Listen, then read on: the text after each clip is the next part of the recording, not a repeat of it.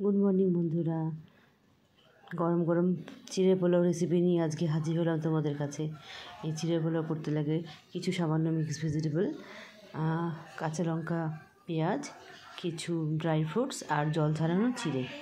তারপর কড়াইটাকে সামান্য গরম করে তাতে অল্প ঘি দিয়ে দেবে। তারপর সেখানে দেবে হচ্ছে পেঁয়াজ, লঙ্কাটা দিয়ে ভালো করে নাড়াচাড়া করতে লাগবে। নাড়াচাড়া করার পর হয়ে গেলে তারপরে সেই মিক্সড ভেজিটেবল যেটা কেটে রেখেছিলাম সেখানে ছিল হচ্ছে ফুলকপি, বিনস, গাজর, আলু। তোমরা ইচ্ছে করলে অন্যান্য ভেজিটেবলও অ্যাড করতে পারো, কোনো প্রবলেম নেই, ভালোই হয় খেতে। আমার ঘরে এটা ছিল তাই আমি এটা দিয়ে শুরু করেছি করা। যাই হোক, ভালোই হয়েছিল খেতে। তারপর সামান্য লবণ দিয়ে দিলাম আর হলুদও দিলাম। হলুদ না দিলে পোলাও ব্যাপারটা ঠিক ফিলিংসটা আসে না, সেই জন্য আমি পোলাও মধ্যে আমি বেসিক্যালি একটু হলুদ দিয়ে রাখি। তোমরা সেটা স্কিপ করতেও পারো, কোনো ব্যাপার না, দিতেও পারো না দিতেও পারো। তারপর ভালো মতো নাড়িয়ে চাড়িয়ে সব ভালো মতো মিশিয়ে নিতে হবে। মেশানো হয়ে গেলে হ্যাঁ শোনো, বললাম একদম জল দেবে না কিন্তু, কারণ শীতের সবজির থেকে সামান্য জল বের হয়, সে জলেই কিন্তু সেটা সেদ্ধ হয়ে যায়, একদম তাতে জল দেবে না। কি করবে, সামান্য ঢাকনা দিয়ে দিবে, 5 থেকে 7 মিনিট ঢেকে রাখলেই এই সমস্ত সবজি সুন্দরভাবে তোমার সেদ্ধ হয়ে যাবে।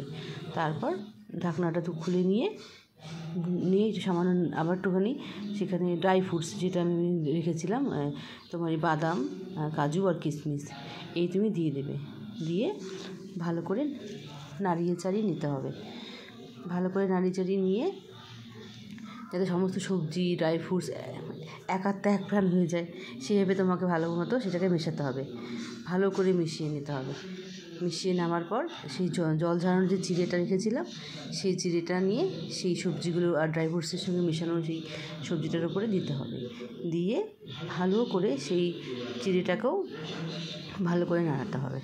নাড়িয়ে চাড়িয়ে সমস্ত সবজির সঙ্গে মেশাতে হবে এবং শেষে তুমি অল্প চিড়ের মধ্যে পোলাওর মধ্যে অল্প চিনি অ্যাড করতে পারো। আমি সামান্য চিনি দিয়েছিলাম।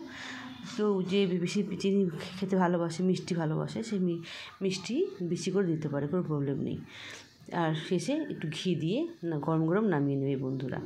খেতে খুব ভালো হয়, খেতে দুর্দান্ত হয় খেতে। আর আমার চ্যানেলটা ভালো লাগলে প্লিজ ডু সাবস্ক্রাইব। আরও অনেক অন্যান্য রেসিপি নিয়ে আমি হাজির হব।